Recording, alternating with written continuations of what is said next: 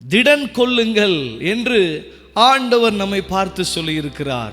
திடன் கொள்ளுங்கள், உலகத்தை நான் ஜெயித்திருக்கிறேன் என்று ஆண்டவர் சொல்லுகிறார். எனக்கு அன்பான தேவனுடைய ஜனங்களே, கிறிஸ்துவுக்குள் அன்பானவர்களே, யாராலே திடன் கொள்ள முடியும்? ஜெபிக்கிறவர்களாலே திடன் கொள்ள முடியும்.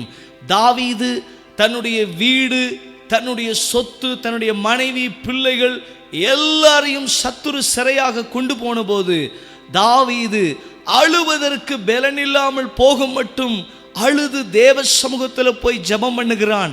ஆண்டவரே, அந்த தண்டை நான் பின்தொடரட்டுமா என்று சொல்லி கேட்கும்போது ஆண்டவர் சொல்றார், நீ போ, சகலத்தையும் திருப்பிக் கொள்வாய் என்று ஆண்டவர் வாக்கு பண்ணுகிறார்.